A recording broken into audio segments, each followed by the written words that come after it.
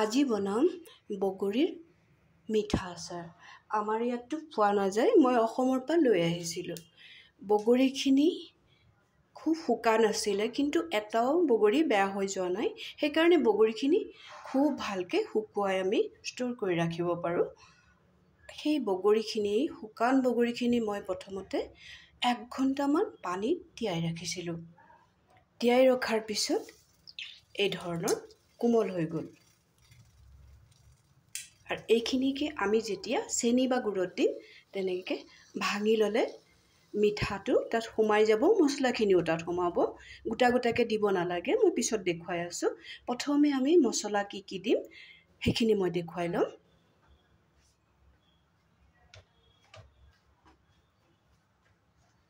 কেৰাহীটো মোৰ প্ৰায় গৰম হৈ গৈছে, শুকান কেৰাহীত। প্ৰথমে ভাল এটা ফ্লেভাৰ পাবৰ কাৰণে অলপ আজৱাইন ল'লোঁ।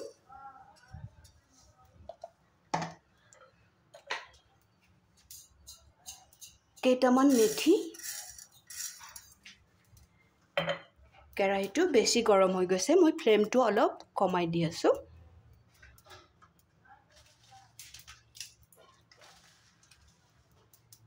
ইয়াতে মই দিম শুকান জলকীয়া।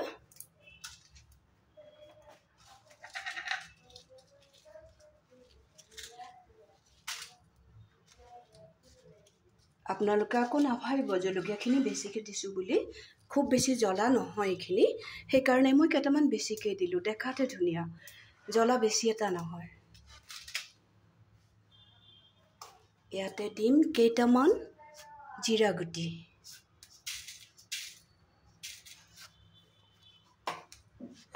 মেথিটো দিয়েই দিলোঁ।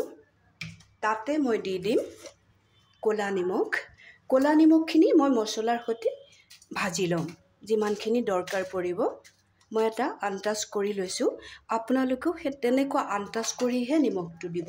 আৰু ক'লা নিমখটো দিলেই বহুত দিন যায়। আৰু বা বগা নিমখটো যদি আমি যিটো চব্জিত ব্যৱহাৰ কৰোঁ সেইটোও যদি দিয়ে, তেন্তে এটা কাম কৰিব, যেতিয়া মছলাখিনি ভাজিব তাৰ লগতে নিমখখিনি দি দিব, তেতিয়া আচাৰখিনি কেতিয়াও নষ্ট হৈ নাযায়। এতিয়া মই ভালকৈ ভাজি লওঁ। মছলাখিনি ভজাৰ এটা নিয়ম, যেতিয়া আমাৰ এই জিৰা বা আজৱাইন, মেথি এইখিনি মই দিলোঁ ন, সেইখিনিৰ পৰা এটা ধুনীয়া গোন্ধ ওলাব। তেতিয়াহে আমি মিক্সিত আধা বটা কৰি ল'ব লাগে, একদম গুড়ি কৰিব নালাগে। অকণমান সময়ৰ পিছতে এইখিনি ৰেডি হৈ যাব। সেই মছলাখিনি মই ৰেডি কৰি ঠাণ্ডা কৰি ল'ম। একদম গৰমে গৰমে মিক্সিত নিদিব, আপোনালোকে নিশ্চয় জানে, তথাপিতো মই কৈ দিলোঁ। মছলাখিনি মোৰ ভজা হৈ গ'ল, মই ঠাণ্ডা হ'বলৈ দিছোঁ। এতিয়া আমি এই বগৰীখিনি যে তিয়াই ৰাখিছিলোঁ, এই বগৰীখিনি অলপ মোৰ এনেকৈ টুকুৰা টুকুৰ কৰা হৈ গৈছে, বাকীখিনিও মই এনেকৈ কৰি ল'ম। তেতিয়া তাত মছলাখিনিও সোমাব, চেনি গুড়খিনিও তাত খুব ধুনীয়াকৈ মিলি যাব। সেইকাৰণে গোটা গোটাকৈ দি নিদিব। চাওক, এনেকৈ দিলে গুটিখিনিও লগতে থাকিব। এনেকৈ আপোনালোকেও এনেকৈ কৰিব। আগতে যদি কৰিছে সেইটো ভালেই কথা, কিন্তু যদি কৰা নাই তেনেহ'লে এনেকৈ কৰিব। বগৰী আচাৰটো খাবলৈ খুবেই সোৱাদ হয়। এনেকৈ উলিয়াই ল'ব। সেইকাৰণে 1 ঘণ্টামান আগত বেছি শুকাই গ'লে বগৰীখিনি তিয়াই ৰাখিব লাগে। এতিয়া এনেকৈ কৰি ল'ম মই। লাগিব 2 মিনিটমান। মই এইখিনি কৰি শেষ কৰোঁ, তাৰপিছত মই আকৌ দেখুৱাই আছোঁ।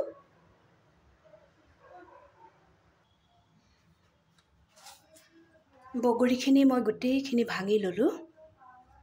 এতিয়া এই মছলাখিনি যে ভাজি লৈছিলোঁ, মছলাখিনি ঠাণ্ডা হৈ গৈছে। মই মিক্সিত লৈ ল'ম। মিক্সিত লৈ পেলাই আধা ভঙা কৰি ল'ম, মানে পূৰা মিহিকৈ গুড়ি নকৰোঁ। এইখিনি কৰাৰ পিছত মই আকৌ দেখুৱাই আছোঁ। ষ্টেপ বাই ষ্টেপ মই দেখুৱাই যাম, তেনেকৈ কৰিব। মছলা ভজা কেৰাহীটো যে আকৌ মই গেছত বহাই দিলোঁ। এতিয়া ইয়াতে মই অলপ পানী দিম।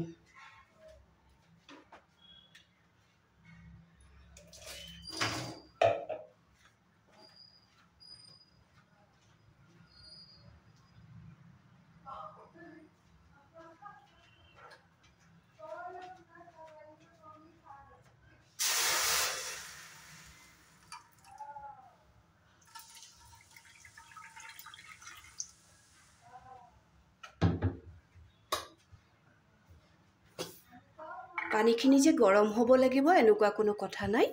ঠাণ্ডা পানীতে মই এই চেনি দিয়েই কৰিম। চেনিখিনি দি দিলোঁ। আপোনালোকে যদি চাই গুড় দিও কৰিব পাৰিব। এই আচাৰটো অলপ মিঠাই হয় আৰু অলপ টেঙা টেঙা ভাবো হয়। যদি বগৰীখিনি মিঠা হয় তেনেহ'লে চেনি বা গুড়খিনি কমাই দিব। মোৰ বগৰীখিনি অলপ টেঙা, সেইটো কাৰণত মই অলপ চেনিটো বেছিকৈ দিলোঁ।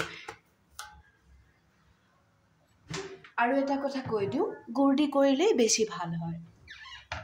মোৰ আজি গুড় আনি ৰখা নাছিলে কাৰণে মই চেনি দিয়ে কৰিছোঁ। চেনিখিনি পানীৰ লগত মিলাই লওঁ।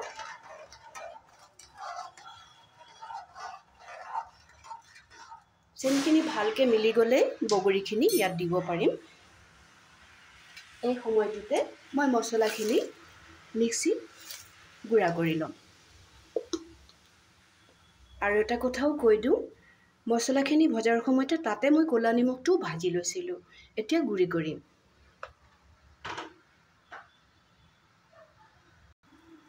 চেনি পানীখিনি ৰেডি হৈ গৈছে। মই এইটো সময়তে অলপ ভিনেগাৰ ব্যৱহাৰ কৰিম। আপোনালোকেও গুড় বা চেনিটো যেতিয়া পগাব সেইটো সময়তে তাত ভিনেগাৰটো দি দিব, পিছত নিদিব।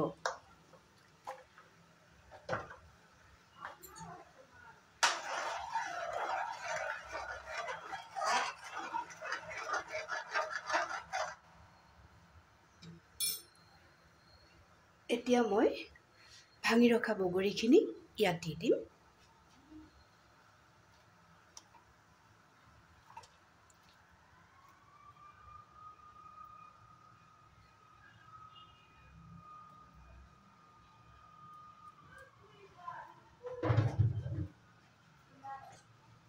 বগৰীখিনি দিয়েই মই মছলাখিনি নিদিওঁ। মছলাখিনি নমাবৰ অলপ আগে আগে দিম, চেনি পানীখিনিৰ লগত যাতে ভালকৈ মিলি যায়। পানী বেছি নিদিব।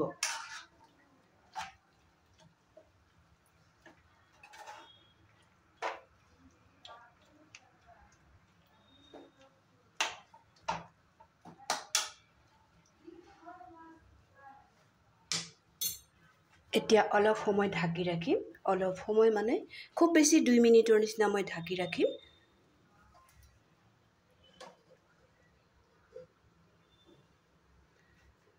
তাৰপিছত আকৌ আহি আছোঁ, আকৌ দেখুৱাম। ঢাকনখন উঠাই এবাৰ চাই লওঁ।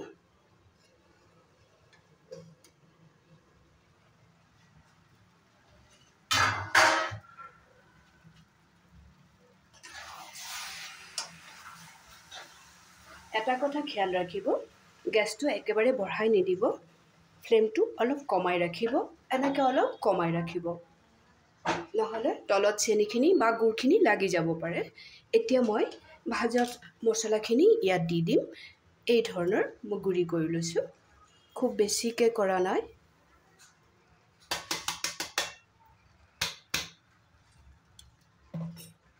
এতিয়া বগৰীখিনিৰ লগত খুব ভালকৈ মিলাই ল'ম।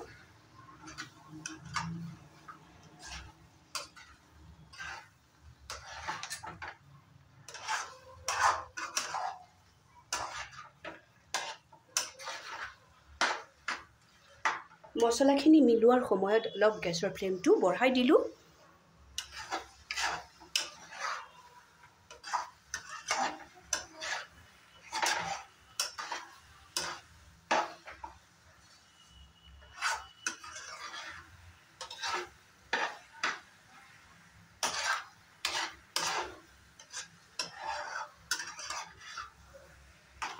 মছলাখিনি মিলাই ল'লোঁ। এতিয়া মই গেছৰ ফ্লেমটো একেবাৰে অফ কৰি দিম।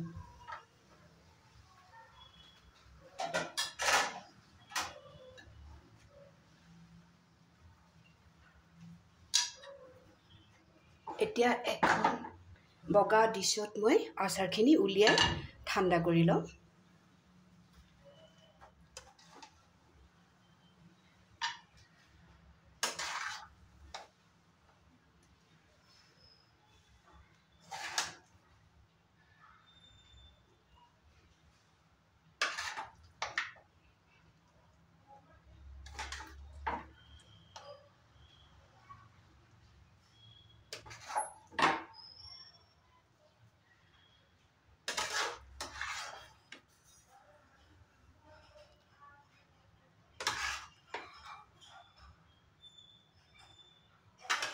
বাকি থকা আচাৰখিনিও মই প্লেটত উলিয়াই লওঁ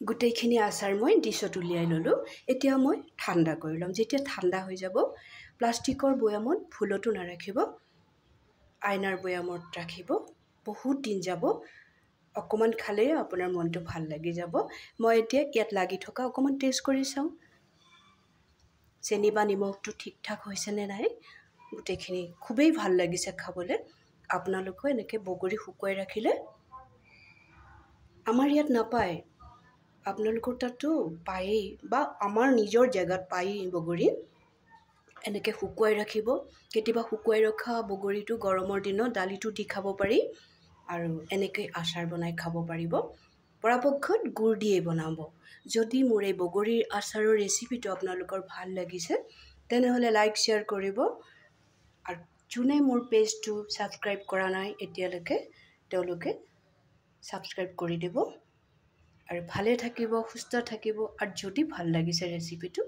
তেনেহ'লে কমেণ্ট কৰিবলৈ একেবাৰেই পাহৰি নাযাব ভালে থাকিব সুস্থ থাকিব তেনেহ'লে আজিৰ কাৰণে ৰাখোঁ